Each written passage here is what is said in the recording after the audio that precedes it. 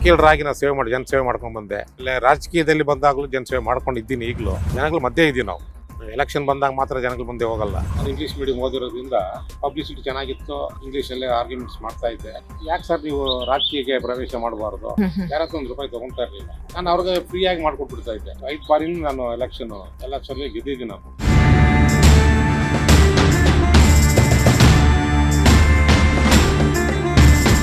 ನಮಸ್ಕಾರ ವೀಕ್ಷಕರೇ, zero to hero ವಿಶೇಷ ಕಾರ್ಯಕ್ರಮಕ್ಕೆ ಸ್ವಾಗತ.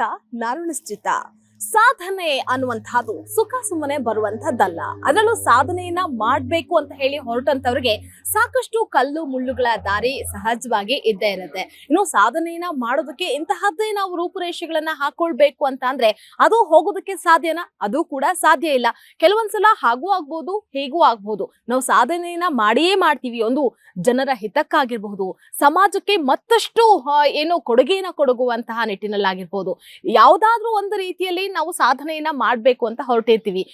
ಆದ್ರೆ ಆ ಸಾಧನೆಯನ್ನ ಮಾಡೋದಕ್ಕೆ ಮಾಡ್ಕೊಳ್ಳುವಂತಹ ಆಯ್ಕೆ ಇದೆಯಲ್ವಾ, ಅದೆಲ್ಲವೂ ಕೂಡ ನಮ್ಮ ಕೈಯಲ್ಲಿರುತ್ತೆ.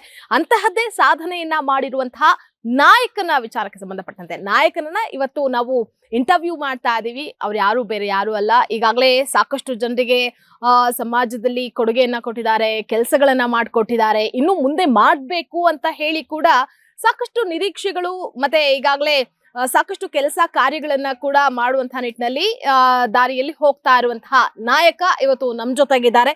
ಬೆಂಗಳೂರು ನಗರ ಜಿಲ್ಲಾ ಪಂಚಾಯತ್ನ ಮಾಜಿ ಅಧ್ಯಕ್ಷರು ಹಾಗೆ ಏನು ವಕೀಲ ಸಂಘದ ಅಧ್ಯಕ್ಷರು ಆಗಿರುವಂತಹ ಅಶೋಕನ್ ಕೆ BA LLB ಅವರು. ಸರ್ ನಮಸ್ಕಾರ, ಕಾರ್ಯಕ್ರಮಕ್ಕೆ ಸ್ವಾಗತ.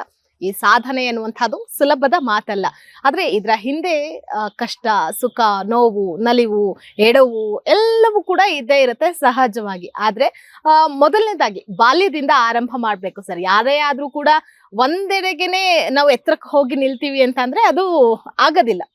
ಬಾಲ್ಯ ಬೆಳೆದಂತೆ ಕಂಪ್ಲೀಟ್ ಆಗಿ ಚೇಂಜ್ ಆಗ್ತಾ ಹೋಗುತ್ತೆ. ಎಲ್ಲವೂ ಕೂಡ ಚೇಂಜ್ ಆಗ್ತಾನೆ ಇರುತ್ತೆ. ಹಾಗಾಗಿ ನಿಮ್ಮ ಹುಟ್ಟು, ನೀವು ಎಲ್ಲಿಯವರು ಮೂಲತಃ ಅನ್ನುವಂಥದ್ದನ್ನ ಆರಂಭ ಮಾಡೋದಾದ್ರೆ. ನಾನು ಮೊದಲಾಗಿ ಇದೇ ಭಾರತೀಯ ಗ್ರಾಮದಲ್ಲಿ ಇಲ್ಲೇ ಹುಟ್ಟಿರೋನು. ನಾನು ಇಲ್ಲೇ ಹುಟ್ಟಿ ನಮ್ಮ ತಂದೆ ಏರ್ಫೋರ್ಸಲ್ಲಿ ಸೇವೆ ಮಾಡ್ತಾಯಿದ್ರು. ಆ ಸೇವೆ ಮಾಡಿಕೊಂಡು ನಾವು ಕೇಂದ್ರೀಯ ವಿದ್ಯಾಲಯ CBSE ಕೇಂದ್ರೀಯ ವಿದ್ಯಾಲಯ ಯಲಹಂಕದಲ್ಲಿ ವಿದ್ಯಾಭ್ಯಾಸ ಮಾಡಿದ್ವಿ. ತದನಂತರ ನಾವು ಕೇಂದ್ರೀಯ ವಿದ್ಯಾಲಯ ಹೆಬ್ಬಾಲ್ ಅಲ್ಲಿ ಬಂದು ನಾನು 2nd PU ಓದ್ತಾ ಇದ್ದೆ. ನಾನು SLC ಒಂದು ಸಾಧಾರಣವಾಗಿ ವಿದ್ಯಾರ್ಥಿ ಆಗಿದ್ದೆ. ಅಷ್ಟು ಕಾಲೇಜಿಗೆ ವಹಿಸಲಿಲ್ಲ. 10ನೇ ತರಗತಿಯಲ್ಲಿ ನನಗೆ ತುಂಬ ಕಮ್ಮಿನೇ ಮಾರ್ಕ್ಸ್ ಬಂತು. ತದನಂತರ ನಾನು ಜೀವನದಲ್ಲಿ ಏನೋ ಒಂದು ನಾವು ಸಾಧನೆ ಮಾಡಬೇಕು, ನಾವು ಈ ರೀತಿ ನಾವು ಬೇಕಾಬಿಟ್ಟು ಓದಿ ಆದರೆ ನಾವು ಸಾಧನೆ ಮಾಡೋಕ್ಕಾಗಲ್ಲ ಅಂತ ಆ ಚಿಕ್ಕ ವಯಸ್ಸಲ್ಲಿ ನನಗೆ ಒಂದು ವಕೀಲರಾಗಬೇಕಂತ ಒಂದು ಆಸೆ ಇತ್ತು. ಚಿಕ್ಕ ವಯಸ್ಸಲ್ಲೇ ನಿಮ್ಮ ಕನಸು ವಕೀಲ ವೃತ್ತಿ? ವಕೀಲರಾಗಬೇಕನ್ನೋದು ಒಂದು ಕನಸಿತ್ತು. ಹಂಗಾಗಿ ಏನು ಮಾಡಿದೆ, ಈ 10ನೇ ತರಗತಿ ಆದ ನಂತರ ನನ್ನಲ್ಲೇ ಒಂದು ಬದಲಾವಣೆ ಆಯಿತು. ನಾನು ಏನಾದರೂ ಆಗಬೇಕಾದ್ರೆ ನಾನು ಕಷ್ಟ ಬಿದ್ದು ಓದಿ ಸಾಧನೆ ಮಾಡಬೇಕಾದ್ರೆ ವಿದ್ಯಾಭ್ಯಾಸ ಇಲ್ಲದೆ ಮಾಡೋಕ್ಕಾಗಲ್ಲ ಅಂತ ಹೇಳ್ಬಿಟ್ಟು ಫಸ್ಟ್ PUCಯಲ್ಲಿ ನಾನು ಸ್ಕೂಲಲ್ಲೇ ಎಲ್ಲ ಸಬ್ಜೆಕ್ಟಲ್ಲಿ ಪ್ರಥಮ ರ್ಯಾಂಕ್ ಪಡ್ಕೊಂಡು 10th ಅಲ್ಲಿ ನಾರ್ಮಲ್ ಆಗಿದ್ದಂಥವ್ರು, ಆವರೇಜ್ ಅಲ್ಲಿ ಇದ್ದಂಥವ್ರು ಫಸ್ಟ್ PUನಲ್ಲಿ ಫಸ್ಟ್ ರ್ಯಾಂಕ್. 10th ಅಲ್ಲಿ ನನಗೆ ಓನ್ಲಿ 50% ಕಮ್ಮಿನೇ ಇತ್ತು. ಅದಾದ್ಮೇಲೆ ನಾನು PUCಗೆ ಹೋದ್ಮೇಲೆ ಯಾವಾಗ ನನಗೊಂದು ಸಾಧನೆ ಮಾಡ್ಬೇಕಂತ ಗುರಿ ಬಂತು, ಆವಾಗ ನಂದೆಲ್ಲ 80 ಮೇಲೇನೆ ಬಂತು. ಎಲ್ಲ subject, geography, economics, history, literature, Hindi, Sanskrit ಎಲ್ಲದರಲ್ಲಿ ನಾನು ಎಲ್ಲರಿಗಿನ ಒಂದು 20% ಜಾಸ್ತಿನೇ ಇದ್ದೆ. 2nd ರ್ಯಾಂಕು ನನ್ನ ರ್ಯಾಂಕ್ಗೂ 20% ಗ್ಯಾಪ್ ಇತ್ತು. ಅಷ್ಟು ಚೆನ್ನಾಗಿ ಎಲ್ಲ ಟೀಚರ್ಸ್ಗಳು ಆ ಸ್ಕೂಲಲ್ಲೇ ನಾನು ಫಸ್ಟ್ ರ್ಯಾಂಕ್ ಪಡೆದವನು. ಈ ಆಲ್ ಇಂಡಿಯಾ ರ್ಯಾಂಕಲ್ಲಿ ನಾನು ಆ ಟೈಮಲ್ಲಿ 5th ರ್ಯಾಂಕ್ ಪಡ್ಕೊಂಡೆ. ಕರ್ನಾಟಕದಲ್ಲಿ ಫಸ್ಟ್ ರ್ಯಾಂಕ್ ಬಂದೆ. ಆ ಸಾಧನೆ ಮಾಡಿ ನಾನು ಆಮೇಲೆ ಡಿಗ್ರಿ ಮಾಡಬೇಕಾದ್ರೆ ನಾನು MES ಕಾಲೇಜು, ನ್ಯಾಷನಲ್ ಕಾಲೇಜು, ಆಮೇಲೆ ಸೆಂಟ್ ಜೋಸೆಫ್ಸು, ಕ್ರೈಸ್ಟ್ ಕಾಲೇಜಿಗೆ ನಾನು ಅರ್ಜಿಗಳು ಕೊಟ್ಟಿದ್ದೆ.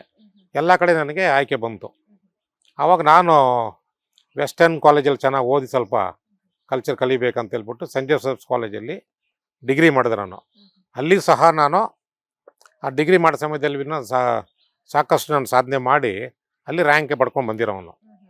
ಈ ಪ್ರೊಫೆಸರ್ಸ್ನ ನಾನು ಕೇಳಂಥ ಪ್ರಶ್ನೆಗಳಿಗೆ ಆ ಪ್ರೊಫೆಸರ್ ನನಗೆ ಉತ್ತರ ಕೊಡೋಕ್ಕಾಗ್ತಿರ್ಲಿಲ್ಲ. ಅವ್ರ ಆಥರ್ಗೆ ಬರೀತೀವಿ ಅಮೆರಿಕಾಗೆ, ಅಲ್ಲಿಂದ ನಾವು ನಿಮಗೆ ಮಾಹಿತಿ ತಗೊಂಡು ನಿಮ್ಗೆ ಉತ್ತರ ಕೊಡ್ತೀವಿ ಅನ್ನೋದು ಆ ಥರ ನಾನು ಈ ನಾಳೆ ಏನು ನಮಗೆ ಪಾಠ ಹೇಳ್ಕೊಡ್ತಾರೋ ಅದನ್ನು ನಾನು ಮುಂಚೆತಿನ ನೈಟ್ ಕೂತ್ಕೊಂಡು ಓದ್ತಾ ಇದ್ದೆ. ನಾನು ಹೇಳ್ದಂಗೆ 10ನೇ ತರಗತಿವರೆಗೂ ನಾನು ಕ್ಯಾಶುವಲಾಗಿ ಓದ್ತಾ ಇದ್ದೆ, ಅದ್ರ ಬಗ್ಗೆ ಜಾಸ್ತಿ ಓದೋದು ಏನಿಲ್ಲ. ಆ 11th ಫಸ್ಟ್ PUC ಬಂದಾಗ ನಾನು ಒಂದು ದಿನಕ್ಕೆ ನಾನು ಕಮ್ಮಿ ಅಂದರೆ 16ರಿಂದ 18 ಅವರ್ ಓದ್ತಾ ಇದ್ದೆ ಪರ್ ಡೇ. ಬೆಳಗ್ಗೆ 3 ಗಂಟೆಗೆ ಎದ್ದರೆ 6 ಗಂಟೆವರೆಗೆ ಓದ್ತಾ ಇದ್ದೆ. ಅರ್ಧ ಗಂಟೆ ಸ್ನಾನ ಮಾಡಿ ಬ್ರೇಕ್ಫಾಸ್ಟ್ ಮಾಡಿದ್ರೆ ಮತ್ತೆ 7 ಗಂಟೆಯಿಂದ 10 ಗಂಟೆಗೆ ಈ ರೀತಿ ನಾನು ಟೈಮ್ ಟೇಬಲ್ ಹಾಕ್ಕೊಂಡು 1.5 ತಿಂಗಳು ಏನು ನಮ್ಗೆ ಸ್ಟಡಿ ಲೀವ್ ಸಿಗ್ತಾ ಇತ್ತು, ಆ ಸ್ಟಡಿ ಲೀವಲ್ಲಿ ನಾನು ಸಾಕಷ್ಟು ಟೈಮ್ ಟೇಬಲ್ ಮಾಡಿಕೊಂಡು ಯಾವ TV ನೋಡ್ತಾ ಇರಲಿಲ್ಲ, ಯಾವ ನಮ್ಮ ಸ್ನೇಹಿತರು ಸಂಪರ್ಕ ಮಾಡಂಗಿಲ್ಲ, ನನಗೆ ಶೇವಿಂಗ್ ಮಾಡ್ತಾ ಇರಲಿಲ್ಲ. ನಮ್ಮ ತೋಟದಲ್ಲಿ ಮರದ ಕೆಳಗಡೆ ಕೂತ್ಕೊಂಡು ಒಬ್ಬನೇ ಕೂತ್ಕೊಂಡು ಓದ್ತಾ ಇದ್ದೆ. ಸೆಕೆಂಡ್ PUCನಲ್ಲಿ ಜಾಗ್ರಫಿ ಸಬ್ಜೆಕ್ಟಲ್ಲಿ ಇನ್ನು ಎಕ್ಸಾಮ್ಗೆ ಒಂದು ವಾರ ಇತ್ತು. ಆ ವಾರ ಇದ್ದಾಗ ಏನಾಯಿತು, ನಮ್ಮ ಟೀಚರ್ ಇದ್ದರು. ಟೀಚರ್ ಏನೇನೋ ಡೌಟ್ಸ್ ಗೀಟ್ಸ್ ಕೇಳಬೇಕು, ಯಾರನ್ನ ಹೋಗ್ಬೇಕು, ನಾವು ಸ್ಟೂಡೆಂಟ್ಸ್ ಎಲ್ಲ ಹಿಂಗೆ ಕೂತಿದ್ವಿ. ನಾನು ಹೇಳಿದೆ, ಸರ್ ಪೇಜ್ ನಂಬರ್ 200 ಈ ಟಾಪಿಕ್ ಇದೆ, ಆ ಟಾಪಿಕಲ್ಲಿ ಆ ಒಂದು ಪದ ನನಗೆ ಅರ್ಥ ಆಗಿಲ್ಲ ಅಂತ ಕೇಳ್ತಾ ಇದ್ದೆ. ಆಮೇಲೆ ನಮ್ಮ ಸ್ನೇಹಿತರಲ್ಲ, ಏನಪ್ಪ ಪೇಜ್ ನಂಬರು ಪ್ಯಾರಾವೈಸ್ ಹೇಳ್ತಾ ಇದ್ರಲ್ಲ ಅಂತ ನನ್ನ ಒಂದು ಮೆಮೊರಿ ಪವರ್ ಚೆಕ್ ಮಾಡೋಕ್ಕೆ ಪೇಜ್ ನಂಬರ್ 150 ಏನಿದೆ ಅಂದರೆ ನಾನು ಫಾಸ್ಟಾಗೆ ಆ ಪೇಜಲ್ಲಿ ಅದೇ ಇದೆ ಅಂತ ಹೇಳ್ತಾ ಇದ್ದೆ. ಯಾವ ಪುಟದಲ್ಲಿ ಏನು ಸಾರಾಂಶ ಇದೆ ಅನ್ನೋದು ಅಷ್ಟೇ ನಾನು ಕ್ಲೀನಾಗಿ ಆ ರೀತಿ ನಾನು ಸ್ಟಡಿ ಆಗಿ ಅಂದ್ರೆ ಈಗ ಸ್ಟಡಿ ಅಂತ ಅಂದ್ಮೇಲೆ ಆಲ್ಮೋಸ್ಟ್ ಸಾಧನೆಯನ್ನ ಏನಾದ್ರೂ ಒಂದು ಸಾಧಿಸ್ಬೇಕು ಅಂತ ಹಠ ಛಲ ಬಂದಾಗ ಅದನ್ನ ಗುರಿ ಮುಟ್ಟುವವರೆಗೂ ಕೂಡ ಅದನ್ನ ನಾವು ತಲುಪಬೇಕು ಅನ್ನುವಂಥವ್ರಿಗೂ ಕೂಡ ಈ ರೀತಿ ಮಾಡ್ಬೇಕಾಗುತ್ತೆ. ಬಾಲ್ಯದ ಜೀವನ ಹೇಗಿತ್ತು ಸರ್ ನಿಮ್ದು? ಬಾಲ್ಯ ಜೀವನದಲ್ಲಿ ನೋಡಿ, ನಮ್ಮ ತಂದೆ ಏರ್ಫೋರ್ಸಲ್ಲಿ ಇದ್ರು. ನಮ್ದೆಲ್ಲ ಒಂದು ಡಿಸಿಪ್ಲಿನ್ ಲೈಫ್. ನಾವು 5 ಜನ ಬ್ರದರ್ಸ್, ಒಂದು ಸಿಸ್ಟರ್ ಇದ್ರು. ನಮ್ಮ ತಾಯಿಗೆ ಆರೋಗ್ಯ ಅಷ್ಟು ಸರಿ ಇರಲಿಲ್ಲ. ಸೊ ನಮ್ಮ ಬಟ್ಟೆ ನಾವೇ ಒಗಿಬೇಕು, ನಾವೇ ಇಸ್ತ್ರಿ ಮಾಡ್ಕೊಬೇಕು, ನಮ್ಮ ಅಡುಗೆ ನಾವೇ ಮಾಡ್ಕೊಬೇಕು. ನೀರಿನ ವ್ಯವಸ್ಥೆ ಇಲ್ಲ ಇವರಲ್ಲಿ, ಬಾವಿಯಿಂದ ನೀರು ತರಬೇಕು. ಸೊ ನಮ್ಮ ಬ್ರದರ್ಸು ವಾರಕ್ಕೆ 5 ದಿನ 6 ದಿನ ಅಂದರೆ ಒಬ್ಬೊಬ್ಬರು ಒಂದೊಂದು ಡ್ಯೂಟಿ. ಸೋಮವಾರ ನೀರು ತರಬೇಕು, ಮನೆ ನೋಡ್ಕೊಬೇಕು, ಮಂಗಳವಾರ ನಾನು ಈ ರೀತಿ ನಾವು ಕಷ್ಟದಿಂದ ಆ ಜೀವನವನ್ನು ನಾವೇ ಅಡುಗೆ ಮಾಡ್ಕೊಬೇಕು, ನಾವೇ ಸ್ನಾನ ಮಾಡ್ಕೊಬೇಕು, ನಾವೇ ಬಟ್ಟೆ ಒಗಿಬೇಕು. ಸೊ ಈ ರೀತಿ ನಾವು ಒಂದು ಸೆಲ್ಫ್ ರಿಲಯಂಟ್ ಆಗಿ ಚಿಕ್ಕ ವಯಸ್ಸಿಂದನೇ ನಾವು ಒಂದು ಕಷ್ಟದಿಂದ ಬಂದಿರತಕ್ಕಂಥವ್ರು. ಅಂದ್ರೆ ಈಗ ನೀವು ಹೇಳ್ತಾ ಇದ್ರಿ ಆಲ್ಮೋಸ್ಟ್ PU ಟೈಮ್ಗೆಲ್ಲ ಅದಕ್ಕಿಂತ ಮುಂಚೆ ಓದ್ತಾ ಇದ್ರಿ, ಆದ್ರೆ ಅಷ್ಟ್ರ ಮಟ್ಟಿಗೆ ಓದ್ತಾ ಇರ್ಲಿಲ್ಲ. PU ಲೆವೆಲ್ ಬಂದಾದ್ಮೇಲೆ ನಿಮ್ಗೆ ಆಟ ಅನ್ನುವಂಥದ್ರಕ್ಕಿಂತ ಹೆಚ್ಚಾಗಿ ಪಾಠದ ಕಡೆ ಹೆಚ್ಚಾಗಿ ನೀವು ಗಮನವನ್ನ ಕೂಡ ಕೊಡ್ತಾ ಇದ್ರಿ. ಅದ್ರ ಜೊತೆಗೆ ಅಂದ್ರೆ ಫ್ರೆಂಡ್ಸು ಅಥವಾ ಔಟಿಂಗು ಹೋಗುವಂಥದ್ದು, ಕಾಲೇಜ್ಗೆ ಬಂಕ್ ಹಾಕುವಂಥದ್ದು ಇದ್ಯಾವುದೂ ಇಲ್ಲ ಅನ್ಸುತ್ತೆ ಹಾಗಾದ್ರೆ? ಇಲ್ಲ, ಆ ಟೈಮಲ್ಲಿ ಮುಂಚೆ ಚಿಕ್ಕ ವಯಸ್ಸಲ್ಲಿ ಹುಡುಗರ ಜೊತೆಗೆ ಆಟ ಆಡೋದು, ಕ್ರಿಕೆಟು, ಫುಟ್ಬಾಲ್ ಇವೆಲ್ಲ ಸ್ನೇಹಿತರು ಆಟ ಆಡ್ತಾ ಇದ್ವಿ. ನಮ್ಗೆ ಬುದ್ಧಿ ಬಂದ ಮೇಲೆ ನಾನು ಚೆನ್ನಾಗಿ ಒಂದು ಸಾಧನೆ ಮಾಡಬೇಕಂತ ಬಂದಾಗ ನಾನೇನು ಮಾಡಿದೆ, ಈ ಪಿಕ್ಚರ್ ನೋಡೋದು. ಇವಾಗ ನನ್ನ ತಂದೆ ಬಂದು ಡಿಫೆನ್ಸಲ್ಲಿ ಇದ್ರಲ್ಲ, ಭಾರಿ ಸ್ಟ್ರಿಕ್ಟು. ಏರ್ಫೋರ್ಸ್ ಥಿಯೇಟ್ರಲ್ಲಿ ಪಿಕ್ಚರ್ ನೋಡಬೇಕಾದ್ರೆ ನಮ್ಮ ತಂದೆ ಪಿಕ್ಚರ್ಗೆ ಹೋಗಿರೋರು ಅನ್ಕೊಳ್ಳಿ, ಒಳ್ಳೆ ಪಿಕ್ಚರು. ನಮ್ಮ ತಂದೆ ಗೊತ್ತಿಲ್ಲದೇ ನಾವು ಅವ್ರು ಹೋದ್ಮೇಲೆ ಹಿಂದಿಂದ ಹೋಗಿ ಕೂತ್ಕೊಂತಿದ್ವಿ ಥಿಯೇಟ್ರಲ್ಲಿ. ಅಲ್ಲಿ ಕೂತ್ಕೊಂಡ್ಬಿಟ್ಟು ಇನ್ನೇನು ಪಿಕ್ಚರ್ ಬಿಡ್ತದೆ ಅಂದಾಗ ನಾವು ಅಲ್ಲಿಂದ ಬೇಗ ಓಡಿ ಬಂದು ಮನೇಲಿ ಮಲ್ಕೊಬೇಕು. ಈ ರೀತಿ ನಾವು ಕದ್ದು ಮುಚ್ಚಿ ನಾವು ನೋಡೋದು. ಯಾಕಂದರೆ ತಂದೆ ಅಷ್ಟು ಸ್ಟ್ರಿಕ್ಟ್ ಆಗಿದ್ರು, ಚೆನ್ನಾಗಿ ಓದಬೇಕು. ಬೆಳಗ್ಗೆ 5 ಗಂಟೆ ಎಬ್ಬರಿಸ್ಬಿಡೋರು. ನಮ್ಮ ಮನೆಗೆ ಲೈಟ್ ಇರಲಿಲ್ಲ, ಆ ಕೆರೋಸಿನ್ ಲ್ಯಾಂಪ್ ಇಟ್ಕೊಂಡು 5 ಗಂಟೆಗೆ ಎಬ್ಬರಿಸ್ಬಿಟ್ಟು ಎಲ್ಲ ಓದಬೇಕು. ಸೊ ಈ ರೀತಿ ಅವರು ಸ್ಟ್ರಿಕ್ಟ್ ಆಗಿರೋದಕ್ಕೆ ನಾವೆಲ್ಲ ಬಂದು ಒಂದು ಆ ಹಾದಿಯಲ್ಲಿ ನಾವು ಒಂದು ಡಿಸಿಪ್ಲಿನ್ಡ್ ಆಗಿ ಜೀವನ ಮಾಡ್ಕೊಂಡು ಬಂದಿದ್ವಿ. ಅದೇ ನಮ್ಮ ತಂದೆ ಏನಾದರೂ ಆ ಟೈಮಲ್ಲಿ ಕುಡಿಯೋದು ಕಲ್ತಿದ್ರು ಅಥವಾ ಸ್ಮೋಕಿಂಗ್ ಇವೆಲ್ಲ ಇದ್ದಿದ್ರೆ ನಾವು ಬಹುಶಃ ಅದೇ ಹಾದಿಗೆ ಹೋಗ್ತಾ ಇದ್ವಿ. ಇವತ್ತು ನಮ್ಮ ತಂದೆ ಏನು ಡ್ರಿಂಕ್ಸ್ ಮಾಡ್ತಾ ಇರಲಿಲ್ಲ, ಸ್ಮೋಕ್ ಮಾಡ್ತಾ ಇರಲಿಲ್ಲ. ಅದೇ ರೀತಿ ನಾವು ಅಷ್ಟೇ ನಮ್ಮ ಜೀವನದಲ್ಲಿ ನಮ್ಮ ತಂದೆ ಏನು ಹಾದಿಯಲ್ಲಿ ಬಂದಿದ್ರು ಅದೇ ಹಾದಿಯಲ್ಲಿ ನಾವು ಈಗ ಡ್ರಿಂಕ್ಸ್ ಮಾಡಲ್ಲ, ಸ್ಮೋಕ್ ಮಾಡಲ್ಲ. ಬಾಲ್ಯದ ಜೀವನಗಳೆಲ್ಲವೂ ಕೂಡ ಕಳೆದು ಹೋಗಿದೆ. ಬಾಲ್ಯದಲ್ಲಿ ಸಾಕಷ್ಟು ಆಟ ಪಾಠ ಒಡನಾಟ ಎಲ್ಲವೂ ಇದ್ದೇ ಇರುತ್ತೆ. ಆದ್ರೆ ಈಗಲೂ ಕೂಡ ನೆನ್ಪು ಮಾಡ್ಕೊಂಡ್ರೆ ಖುಷಿ ಕೊಡುವಂತಹ ವಿಚಾರ ಅಂತ ಅಂದ್ರೆ ಯಾವ್ದನ್ನ ಹೇಳೋದಕ್ಕೆ ಇಷ್ಟಪಡ್ತೀರಾ ಸರ್ ನೀವು? ಫ್ರೆಂಡ್ಸ್ ಜೊತೆಗೆ ತುಂಬ ಜಾವಿಲ್ ಆಗಿದ್ವಿ ನಾವು. ಈ ಎಕ್ಸಾಮ್ ಎಲ್ಲ ಮುಗಿದ ನಂತರ ನಾವು ಎಲ್ಲಿಗಾನ ಹೋಗ್ಬೇಕಾದ್ರೆ ಧರ್ಮಸ್ಥಳನೋ ತಿರುಪ್ತಿನೋ, ನಮ್ಮಲ್ಲಿ 4-5 ಜನ ಫ್ರೆಂಡ್ಸ್ ಇದ್ವಿ. ಸೊ ಅವ್ರ ಜೊತೆ ಒಳನಾಟ ಇತ್ತು. ಸೊ ಅವ್ರ ಜೊತೆ ಪಿಕ್ಚರ್ಗೆ ಹೋಗೋದು, ದೇವಸ್ಥಾನಕ್ಕೆ ಹೋಗೋದು, ಪಿಕ್ನಿಕ್ ಹೋಗೋದು. ಆ ರಜೆಗಳಲ್ಲಿ ಏನು ನಮಗೆ ಸ್ಕೂಲ್ ಬಿಟ್ಟು ಮುಂದಿನ ತರಗತಿ ಸ್ಟಾರ್ಟ್ ಆಗೋಕ್ಕೆ ಮುಂಚೆ ರಜೆಗಳು ಸಿಗೋವು. ಆ ಹಂತದಲ್ಲಿ ನಾವು ಇದೆಲ್ಲ ಒಂದು ಕಾಡು ಪ್ರದೇಶ. ಅಂಥ ಸಂದರ್ಭದಲ್ಲಿ ಫ್ರೆಂಡ್ಸ್ ಜೊತೆಗೆ ಕಾಲ ಕಳೀತಾ ಇದ್ವಿ. ಅಂದ್ರೆ ಈಗ ನಿಮ್ಗೆ ಇಷ್ಟವಾದಂತಹ ಫುಡ್ ಆಗಿರ್ಬೋದು, ನೀವು ಹೇಳ್ತಾ ಇದ್ರಿ ನಿಮ್ಮ ತಾಯಿಯವ್ರಿಗೆ ಹುಷಾರಿರ್ಲಿಲ್ಲ, ಹಾಗಾಗಿ ನೀವೇ ಮಾಡ್ಕೊಂಡು ತಿಂತಾ ಇದ್ದಿದ್ದು ಅಂತ ಹೇಳಿ. ನಿಮ್ಗೆ ತುಂಬಾ ಇಷ್ಟವಾಗಿರುವಂತಹ ಫುಡ್ ಅಂತ ಯಾವುದು ನೋಡಿದ್ರೆ? ನಾವು ಬೇಸಿಕಲಿ ವೆಜಿಟೇರಿಯನ್ ಫುಡ್ಡಲ್ಲಿ ನಾವೆಲ್ಲ ಜಾಸ್ತಿ ಏರ್ಫೋರ್ಸ್ ಬ್ಯಾಕ್ಗ್ರೌಂಡ್ ಇರೋದ್ರಿಂದ ಈ ಚಪಾತಿ ಜಾಸ್ತಿ ಬಳಸ್ತೀವಿ. ಚಿಕ್ಕ ವಯಸ್ಸಿಂದನೇ ಈ ಚಪಾತಿ ಈ ಅಂಥ ಪದಾರ್ಥಗಳನ್ನು. ಇತ್ತೀಚೆಗೆ ನಾನು ಈ ರಾಗಿ ಮುದ್ದೆ ಇವೆಲ್ಲ ಇದು ಮಾಡ್ತೀವಿ. ಆ ಚಿಕ್ಕ ವಯಸ್ಸಿಂದಲೂ ನಮಗೆ ಚಪಾತಿ ಇರಲೇಬೇಕು ದಿನಕ್ಕೆ. ಸೊ ಆ ಒಂದು ಪದಾರ್ಥವನ್ನು ನಾವು 2 ಟೈಮ್ 3 ಟೈಮ್ ಕೊಟ್ಟರು ನಮಗೆ ತೃಪ್ತಿ ಅಂತ ತಿನ್ಕೊಂತೀವಿ. ಓಕೆ. ಇನ್ನು ಹಾಗೆ ಬರ್ತಾ ಹೋಗ್ತಾ ಇದ್ರೆ ಆಲ್ಮೋಸ್ಟ್ ನೀವು BA LLB ಎಜುಕೇಶನ್ ಕಂಪ್ಲೀಟ್ ಕೂಡ ಆಗುತ್ತೆ. ಅದ್ರ ಜೊತೆಗೆ ವೃತ್ತಿ ಜೀವನ ಒಂದ್ ಕಡೆ ಆದ್ರೆ ರಾಜಕೀಯ ಜೀವನವನ್ನ ಕೂಡ ಆಯ್ಕೆ ಮಾಡ್ಕೊಳ್ತೀರಾ. ಈ BA LLB ಸಾಧನೆಯನ್ನ ಮಾಡ್ಬೇಕು ಅಂತ ಸಾಕಷ್ಟು ವರ್ಷಗಳಿಂದ ಕನ್ಸ್ ಕಟ್ಕೊಂಡು ಅದನ್ನೇ ಮಾಡ್ಬೇಕು ಅಂತ ನೀವು ಆಯ್ಕೆಯನ್ನ ಕೂಡ ಮಾಡ್ಕೊಂಡಿದ್ರಿ. ಅದ್ರ ಬಗ್ಗೆ ಈಗ ನಂದು ಡಿಗ್ರಿ ಆಗಿದ ತಕ್ಷಣ ಲಾ ಮಾಡ್ಬೇಕಂತ ಒಂದು ಆಸೆ ಇತ್ತು. ಆ ವರ್ಷ ನ್ಯಾಷನಲ್ ಲಾ ಸ್ಕೂಲ್ ಪ್ರಾರಂಭ ಆಗಲಿಲ್ಲ. ಒಂದೊಂದು ವರ್ಷ ಬಿಟ್ಟು ಅದಾಯ್ತದು. ಇಲ್ಲ ನಾನು ನ್ಯಾಷನಲ್ ಲಾ ಸ್ಕೂಲ್ಗೆ ಸೇರಬೇಕಾಗಿತ್ತು. ಸಲ 1 ವರ್ಷ ವೇಸ್ಟ್ ಆಗುತ್ತಲ್ಲ ಅಂತ SJRC ಲಾ ಕಾಲೇಜಲ್ಲಿ ನಾವು ಲಾ ಮಾಡಿದ್ವಿ. ಅಲ್ಲಿ ಲಾ ಮಾಡಿ ತದನಂತರ ನಾವು ಬೆಂಗಳೂರಲ್ಲಿ ಪ್ರಾಕ್ಟೀಸ್ ಮಾಡ್ತಾಯಿದ್ದೆ. ಒಂದು ಸೀನಿಯರ್ ಜೊತೆ ಪ್ರಾಕ್ಟೀಸ್ ಮಾಡ್ತಾಯಿದ್ದೆ. ಬಟ್ ಬೆಂಗಳೂರಲ್ಲಿ ನಾವು ಪ್ರಾಕ್ಟೀಸ್ ಮಾಡಿದಾಗ ಸಾಕಷ್ಟು ಅನುಭವ ಪಡೆದಿದ್ವಿ ಈ ಪ್ರಾಕ್ಟೀಸ್ ಬಗ್ಗೆ. ಸೊ ಬೆಂಗಳೂರು ಪ್ರಾಕ್ಟೀಸ್ ಮಾಡಿದಾಗ ನಾವು ಸಾಕಷ್ಟು ಕಷ್ಟ ಆಯ್ತು ಅಲ್ಲಿ. ನಮಗೆಲ್ಲ ಆವಾಗ ಸ್ಟೈಫಂಡ್ ಥರ ಒಂದು 350 ರೂಪಾಯಿ ಕೊಡೋರು. ನಾವು ಬೈಕ್ ಪೆಟ್ರೋಲ್ಗೆ ಸಾಕಾಗ್ತಿರಲಿಲ್ಲ, ಊಟಕ್ಕೆ ಸಾಕಾಗ್ತಿರಲಿಲ್ಲ. ಸೊ ಹಂಗಾಗಿ ನಾವು ಬೆಂಗಳೂರಲ್ಲೇ ಪ್ರಾಕ್ಟೀಸ್ ಮಾಡಿದ್ರೆ ಸಮುದ್ರ ಅದು, ಅಲ್ಲಿ ನಾವು ಶೈನ್ ಮಾಡೋಕ್ಕಾಗಲ್ಲ ಅಂತ ಹೇಳ್ಬಿಟ್ಟು ನಾನು 1-2 ವರ್ಷ ಮಾಡಿ ಆ ದೇವನಹಳ್ಳಿಗೆ ಶಿಫ್ಟ್ ಆಗ್ತೀನಿ ನಾನು. ದೇವನಹಳ್ಳಿ ಅಲ್ಲಿ ಒಂದು 20 ಜನ ಅಡ್ವೊಕೇಟ್ಸ್ ಇದ್ದರು. ಸೊ ಇಲ್ಲಿ ಮಾಡಿ ನಾನು ಮುಂದುವರ್ಸ್ಬೋದು ಅಂತ ಹೇಳ್ಬಿಟ್ಟು ದೇವನಹಳ್ಳಿಗೆ ನಾನು ಚೇಂಜ್ ಮಾಡಿಕೊಂಡೆ. ಅಲ್ಲಿ ಬಂದಮೇಲೆ ನಾನು ಇಂಗ್ಲೀಷ್ ಮೀಡಿಯಮ್ ಓದಿರೋದ್ರಿಂದ ಪಬ್ಲಿಸಿಟಿ ಚೆನ್ನಾಗಿತ್ತು. ಇಂಗ್ಲೀಷಲ್ಲೇ ಆರ್ಗ್ಯುಮೆಂಟ್ಸ್ ಮಾಡ್ತಾಯಿದ್ದೆ. ಹಾಗಾಗಿ ನನಗೆ ಕಕ್ಷಿದಾರಗಳು ಸಹ ಸಾಕಷ್ಟು ಜನ ಬಂದರು. ಅಲ್ಲಿ ನಾನು ಕಷ್ಟ ಬೀಳ್ತಾಯಿದ್ದೆ. ದೇವನಹಳ್ಳಿಯ ಫೇಮಸ್ ಲಾಯರ್ ಕೂಡ ಆದ್ವಿ. ಅಲ್ಲಿ ಒಳ್ಳೆ ಹೆಸರು ಮಾಡಿದೆ ಜನಗಳಿಗೆ. ಈ ಬಡವರು ಬಂದಾಗ ಅವರು ಕೂಲಿ ಮಾಡ್ಕೊಂಡು ಏನೋ ಒಂದು ಗಲಾಟೆ ಮಾಡಿ ಕಿತ್ತಾಡಿರ್ತಾರೆ. ಹೆಂಗಸರ ವಿಷಯಕ್ಕೋ ನೀರಿನ ವಿಷಯ ಗಲಾಟೆ ಮಾಡ್ಕೊಂಡಿರ್ತಾರೆ. ಆ ಗಲಾಟೆ ಆದಾಗ ಏನಾಗ್ಬಿಡೋದು, ಗಂಡಸರೆಲ್ಲ ಇನ್ವಾಲ್ವ್ ಆಗಿ ಕೇಸ್ಗಳಾಗ್ಬಿಡೋವು. ಪಾಪ ಅವರು ನಮ್ಮ ಕೋರ್ಟಿಗೆ ಬಂದರೆ ಬೆಳಗಿನ ಸಂಜೆಯವ್ರು ಕಾಯಬೇಕು. ಅವರು ಕೂಲಿ ಮಾಡಿದ್ರೆ ಜೀವನ ಅಂಥವ್ರಿಗೆ ನಾನೇನು ಮಾಡ್ತಾಯಿದ್ದೆ, ಫೀಸ್ ತೊಗೊತಾ ಇರಲಿಲ್ಲ. ಅವ್ರಿಗೆ ನಾನು 100 ರೂಪಾಯಿ ಕೊಟ್ಟು ರೇಷನ್ ತೊಗೊಂಡು ಹೋಗಿ ಮನೆಗೆ ಅಂತೇಳಿ ಕಳ್ಸಿಕೊಡ್ತಾ ಇದ್ದೆ. ಯಾರನ್ನ ಶ್ರೀಮಂತರು ಬಂದರು ಅವ್ರ ಕಡೆ 500 ರೂಪಾಯಿ ಜಾಸ್ತಿ ತೊಗೊತಾ ಇದ್ದೆ. ಈ ಬಡವರಿಗೆ ನಾನು ಸಾಕಷ್ಟು ರಿಯಾಯಿತಿಯಲ್ಲಿ ಏನು ದುಡ್ಡು ಇಲ್ಲದೆ ನಾನು ಅವ್ರಿಗೆಲ್ಲ ಸಾಕಷ್ಟು ಸೇವೆ ಮಾಡ್ಕೊಂಡು ಬರ್ತಾ ಇದ್ದೆ. ಹಂಗಾಗಿ ನಾವು ನಮ್ಮ ಜನ ಬೆಂಬಲ ಇತ್ತು. ಸೊ ಜನಗಳು ನನಗೆ ಯಾಕೆ ಸರ್ ನೀವು ರಾಜಕೀಯಕ್ಕೆ ಪ್ರವೇಶ ಮಾಡಬಾರ್ದು ಅಂದ್ರೆ, ಈಗ ವಕೀಲ ವೃತ್ತಿಯ ಜೊತೆಗೆ ನೀವು ರಾಜಕೀಯವನ್ನ ಆಯ್ಕೆ ಮಾಡ್ಕೊಂಡ್ರಿ. ಯಾವಾಗ ರಾಜಕೀಯಕ್ಕೆ ಬರಬೇಕು ಅಂತ ನಿಮ್ಗೆ ಅನ್ನಿಸ್ತು? ಯಾಕೆ, ಯಾವ ಕಾರಣಕ್ಕೆ? ಇಲ್ಲ, ನಾನು 92ರಲ್ಲಿ ನಾನು ಲಾ ಮುಗಿಸ್ದೆ. 93ರಲ್ಲಿ ನಾನು ಫಸ್ಟ್ ಟೈಮ್ ಗ್ರಾಮ ಪಂಚಾಯತ್ ಮೆಂಬರ್ ಆಗಿ ಎಲೆಕ್ಷನ್ ಕಂಟೆಸ್ಟ್ ಮಾಡಿ ಗೆದ್ದೆ. 93ರಲ್ಲಿ. ಅದಾದ್ಮೇಲೆ ನಾನು ಒಂದು ಟರ್ಮ್ ಗ್ಯಾಪ್ ಕೊಟ್ಟೆ. ಬೇಡ, ಸ್ವಲ್ಪ ಇವೆಲ್ಲ ಮನೆಗೆ ಕಟ್ಬೇಕನ್ಬಿಟ್ಟು ಆ ಗ್ಯಾಪ್ ಕೊಟ್ಟಿದ್ದೆ ನಾನು. ಆಮೇಲೆ ಮತ್ತೆ 2005ರಲ್ಲಿ ಎಲೆಕ್ಷನ್ ಗೆದ್ದು ನಾನು ಹುಣಸಪಾನಲ್ಲಿ ಗ್ರಾಮ ಪಂಚಾಯತಿ ಅಧ್ಯಕ್ಷರಾಗಿ ಬಡ ಜನತೆಗೆಲ್ಲ ನಾನು ಫ್ರೀಯಾಗಿ ಖಾತೆ ಮಾಡಿಸ್ತಾ ಇದ್ದೆ. ಪ್ಲಾನ್ ಅಪ್ರೂವಲ್ ಫ್ರೀ ಕೊಡ್ತಾ ಇದ್ದೆ. ಯಾರತ್ರ ₹1 ತೊಗೊತಾ ಇರಲಿಲ್ಲ. ಬಡವ್ರು ಯಾರನ್ನ ಬಂದ್ರು ಸರ್ ಖಾತೆ ಆಗಬೇಕು, ಭೌತಿಕ ಖಾತೆ ಆಗಬೇಕು ಅಂದಾಗ ನಾನು ಅವ್ರಿಗೆ ಫ್ರೀಯಾಗಿ ಮಾಡ್ಕೊಟ್ಬಿಡ್ತಾ ಇದ್ದೆ. ಇಂಥ ಡೇಟಿಗೆ ಬನ್ನಿ ಅಂತ ನಾನು ಟೀ ಕಟ್ಸ್ಕೊಟ್ಬಿಟ್ಟು ₹1 ಅಧಿಕಾರಿಗಳೆಲ್ಲ ಕಂಟ್ರೋಲ್ ಮಾಡಿ ಫ್ರೀಯಾಗಿ ಕೊಡಿಸ್ತಾ ಇದ್ದೆ. ಸೊ ಅಲ್ಲಿ 1 ವರ್ಷ ನಾನು ಅಧ್ಯಕ್ಷರಾಗಿದ್ದೆ ಹುಣಸಪಾನೆ ಗ್ರಾಮ ಪಂಚಾಯತಿ.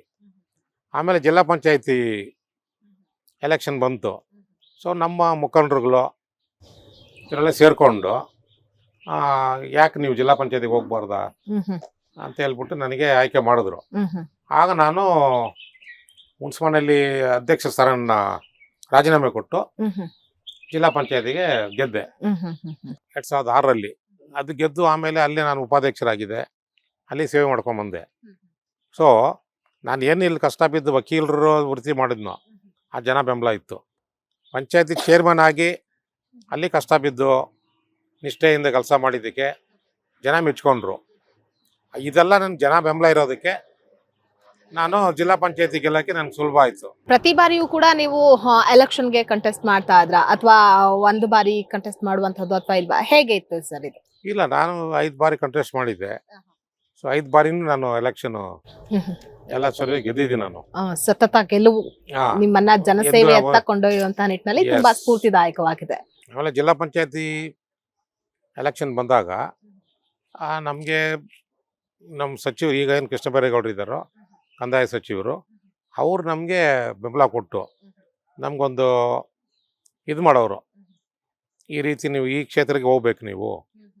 ನಾನು ಕೇಳ್ಕೊತಾ ಇದ್ದೆ, ಸರ್ ನಾನು ಈ ಕ್ಷೇತ್ರದಲ್ಲಿ ಗೆದ್ದು ಒಳ್ಳೆ ಕೆಲಸಗಳು ಮಾಡಿದ್ದೀನಿ, ಹೆಸರು ಮಾಡಿದ್ದೀನಿ, ಇಲ್ಲೇ ನಾನು ಕೊಡಿ ಅಂತ. ಅವರಿಲ್ಲ, ನೀನು ಆ ಕ್ಷೇತ್ರ ಹೋಗ್ಲೇಬೇಕಂತೇಳಿ ಅಲ್ಲೇ ಬಿ ಫಾರ್ಮ್ ಕೊಡೋರು. ಸೊ ಅಲ್ಲಿ ನಾನು ಜನಗಳ ಮಧ್ಯೆ ಇರೋದ್ರಿಂದ ಅಲ್ಲಿ ಗೆದ್ದು 3 ಬಾರಿ ನಾನು ತೆಪ್ಪಿ ಗೆದ್ದು. ಆಹಾ. ಸೊ ಅಲ್ಲೇ ಜನಗಳಿಗೆ ಈ ಗ್ರಾಮೀಣ ಪ್ರದೇಶದಲ್ಲಿ ನಾವು ಜಿಲ್ಲಾ ಪಂಚಾಯತ್ ಬಂದ ಮೇಲೆ ಒಂದು 40 ಓವರ್ ಟ್ಯಾಂಕ್ ಕಟ್ಸ್ಕೊಟ್ಟೆ. ಓವರ್ ಟ್ಯಾಂಕ್ ಕಟ್ಸ್ಬಿಟ್ಟು ಮನೆ ಮನೆಗೆ ನೀರು ಕೊಡೋಂಥ ಕಾರ್ಯಕ್ರಮ ಈಗೇನು ಪ್ರಚಾರ ನೀವು ನೋಡ್ತಾ ಇದ್ದೀರೋ, ಇದು ನಾನು 20 ವರ್ಷದ ಹಿಂದೆನೇ ಎಲ್ಲ ಗ್ರಾಮಗಳಿಗೂ, ಸಣ್ಣ ಗ್ರಾಮ ಇದ್ದರೂ ಸಹ ಓವರ್ ಟ್ಯಾಂಕ್ ಕಟ್ಟಿಸಿ ಮನೆ ಮನೆಗೆ ನೀರು ಕೊಟ್ಟಿರ್ತಕ್ಕಂಥ ಸಂದರ್ಭಗಳು. ನಾನು ಅದು ಒಂದೇ ಗುರಿ, ನೀರನ್ನ ಎಲ್ರಿಗೂ ನೀರ್ ಸುಲಭವಾಗಿ ಕೊಡ್ಬೇಕು. ಕೈಗೆಡ್ಕೊಂಡು ಈಗ ಮುಂಚೆ ಎಲ್ಲ ಜನಗಳೆಲ್ಲ ಬಾವಿಗೋ ಹ್ಮ್ ಹ್ಮ್ ಬೋರ್ವೆಲ್ಗೆ ಹೋಗಿ ನೀರು ತರ್ತಾ ಇದ್ರು. ಅದು ಜನ ನೀರಿಗೂ ಬೀದಿಗೆ ಬರಬಾರ್ದು ಹ್ಮ್ ಹ್ಮ್ ಅನ್ನೋ ಒಂದು ಕಾನ್ಸೆಪ್ಟ್ ಇಟ್ಕೊಂಡು ನಾನು ಎಲ್ಲ ಊರಿಗೂ ಓವರ್ ಟ್ಯಾಂಕ್ ಕಟ್ಸ್ಕೊಟ್ಟು ಪೈಪ್ಲೈನ್ ಮಾಡಿ ಎಲ್ಲ ಮನೆ ಮನೆಗೆ ನೀರು ಕೊಟ್ಟಂಥ ಸಂದರ್ಭಗಳು 20 ವರ್ಷದ ಹಿಂದೆ.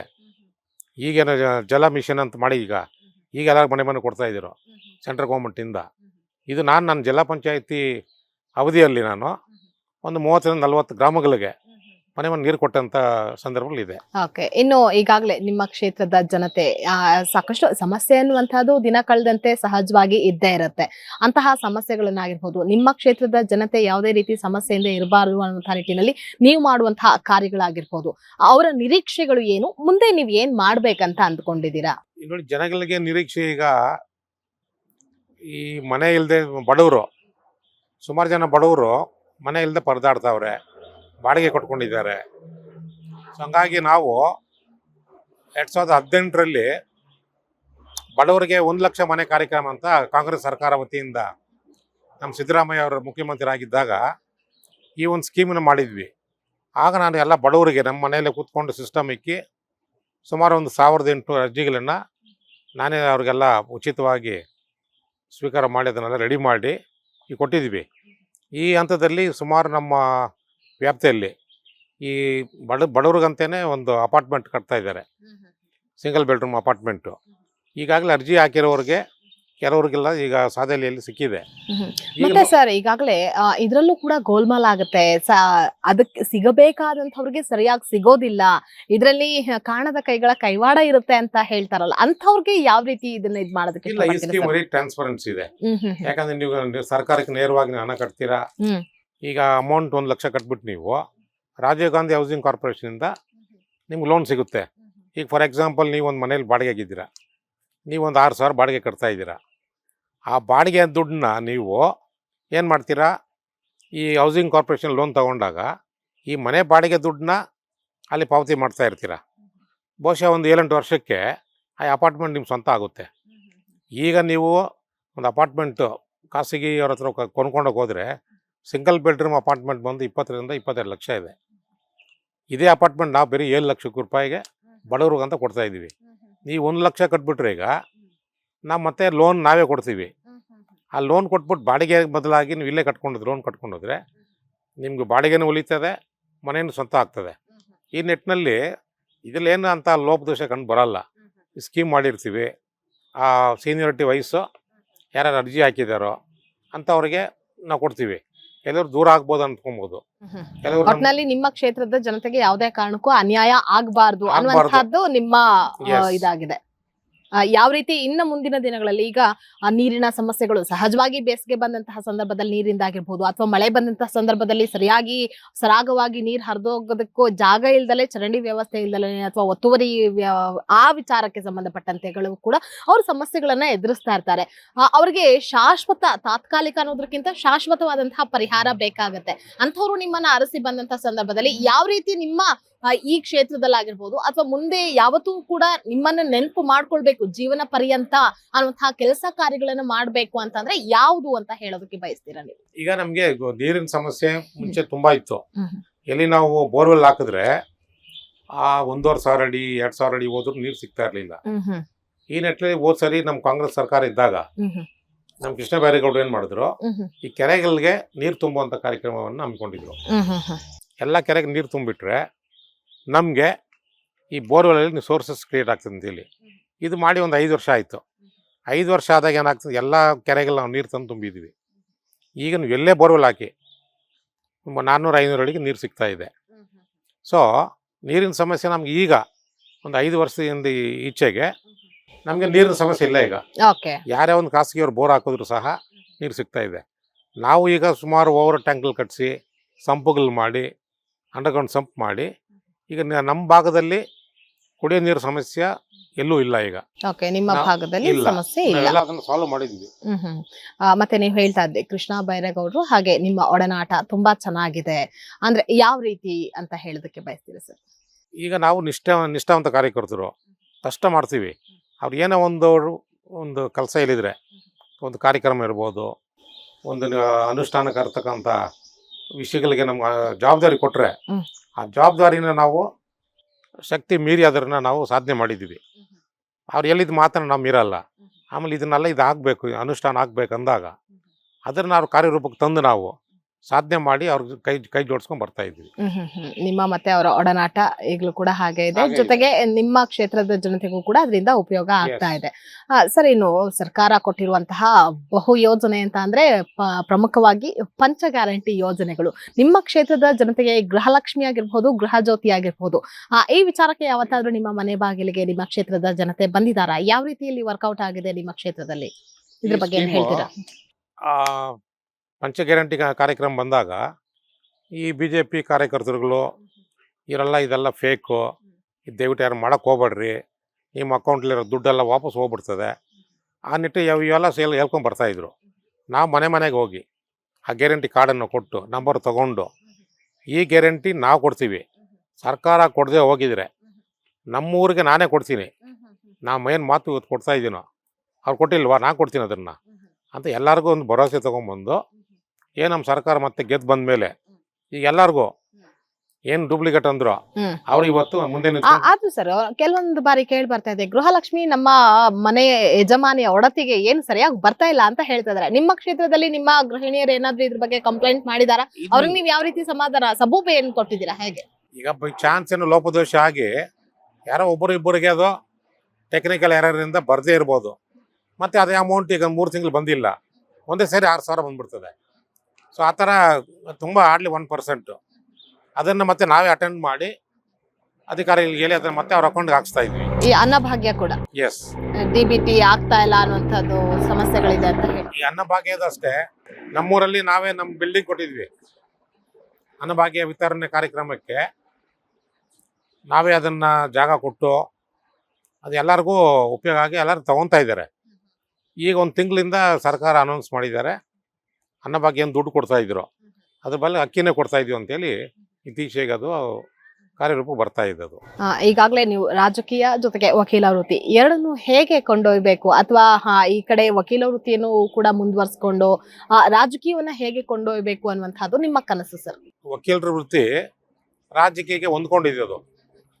ಕಾನೂನು ತಿಳುವಳಿಕೆ ಇರ್ತದೆ, ನಮಗೆ ಕಾನೂನು ಗೊತ್ತಿರೋದ್ರಿಂದ ಈ ಸಾಕಷ್ಟು ಫ್ಯಾಮಿಲೀಸಲ್ಲಿ ಗಲಾಟೆಗಳಾಗಿರ್ತದೆ, ಆಮೇಲೆ ಜಮೀನು ವಿವಾದಗಳಿರ್ಬೋದು, ಇವೆಲ್ಲ ನಮಗೆ ಸುಲಭವಾಗಿ ಅವನ್ನ ಕರೆಸಿ ನ್ಯಾಯ ಪಂಚಾಯತಿ ಮಾಡಿ ಅಥವಾ ಅಧಿಕಾರಿಗಳಿಗೆ ಈ ರೀತಿ ಮಾಡಿ ಅಂತ ಸೂಚನೆ ಕೊಟ್ಟು ಈಗ ನಮಗೆ ವಕೀಲರ ವೃತ್ತಿ ನಮ್ಮ ರಾಜಕೀಯ ವೃತ್ತಿಗೆ ಅನುಕೂಲ ಆಗಿದೆ.